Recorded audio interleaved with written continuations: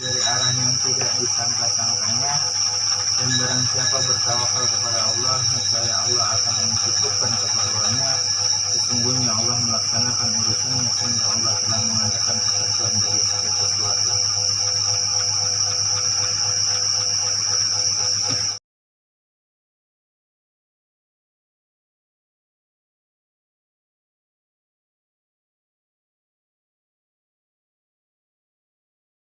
Dan dia memberikan rezeki yang gak disangka-sangka.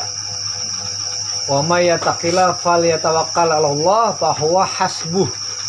Dan barang siapa yang bertawakal kepada Allah, maka Allah akan cukupkan keperluannya, begitu ya? Bener nggak? Ya.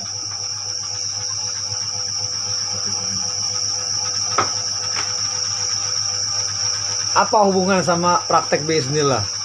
Nah, ini jawaban ayatnya.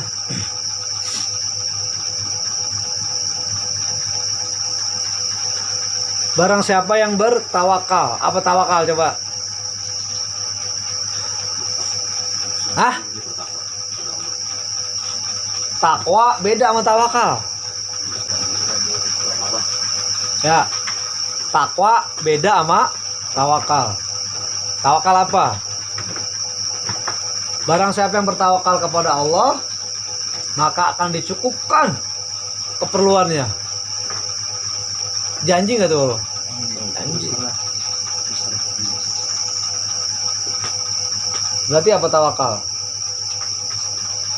Ya memang kesimpulannya hampir rata-rata bertawakal itu adalah pasrah, berserah diri, ya kan? Artinya setelah melakukan segala usaha dan ikhtiar, kita serahkan semua urusan sama Allah.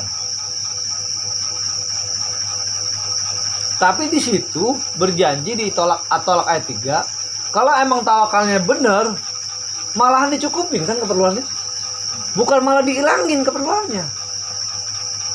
Jadi kalau sampai saat ini seandainya udah pernah praktek tawakal, tapi malah nggak dicukupin, berarti salah tawakalnya. Paham maksudnya? Paham maksudnya? Berarti kalau sampai saat ini kita udah usaha nih, tahu-tahu kita pasrah dah, gue serahin sama Allah, tapi malah nggak dicukupin keperluannya, bener apa salah kan? Salah apanya? Tawakalnya. Nggak mungkin salah ayatnya.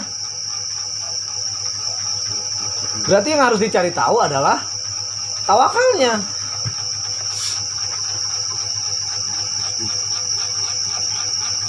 Nah, ujung ayat apa tadi tuh ujung ayatnya? Dan Allah mengurus gitu ya.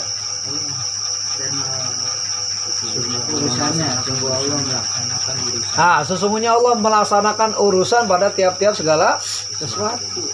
Jadi Allah sendiri menyampaikan urusan kita kalau tawakalnya benar. Ini praktek biiznillah. Praktek diizinin sama Allah. Jadi kalau bahasa udah ikhtiar, udah usaha, serahin semua sama Allah. Tapi kenapa kok nggak jadi? Karena di saat menyerahkan urusan itu, otak kita masih berpikir. Otak kita masih takut nggak berhasil.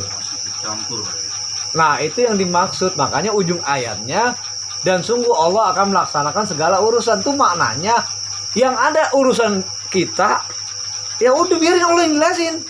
Biarin Allah yang ngelarin urusan kita. Paham nggak? Tapi hampir rata-rata kita sombong, ya kan? Pengen ngerjain urusan kita sendiri. Nggak bisa. Tuh. Ini udah janji Allah, cakep banget janjinya. Barang siapa yang bertawakal, barang siapa yang berserah diri kepadaku, kata Allah, maka akan aku cukupkan keperluannya. Oh, dicukupin keperluannya. Kayak lagi, kita ini praktek ayat supaya nyampe benar-benar merasakan dicukupin keperluannya. Bukan sekedar teori. Bener nggak udah dicukupin keperluannya dengan menjalankan tawakal itu? Tapi kalau masih ada gundah gulana, Kalau masih ada, waduh bagaimana nih ya, begini, berarti kudu diberesin itu tawakalnya. Memang untuk sampai ke tawakal itu sulit, tapi kalau nggak dipelajarin, dipraktekin nggak bisa. Sudah tidak ada lagi yang maha segala-galanya kecuali Allah Subhanahu wa Ta'ala. Kalau kita nggak begitu,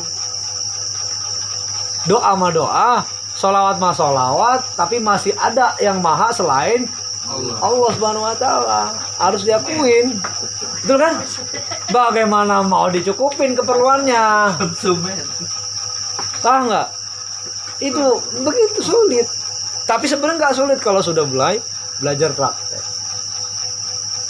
Artinya, makanya kembali lagi ke awal, la ilaha illallah, tidak ada Tuhan, hanya Allah. Itu benar-benar harus nyampe ke dalam praktek sehari-hari. Berarti nggak ada lagi yang luar biasa kecuali Allah. Tapi kebanyakan yang terjadi masih ada yang luar biasa daripada Allah. Ya udah, gimana? Berarti tawakalnya belum nyampe. Kira ya?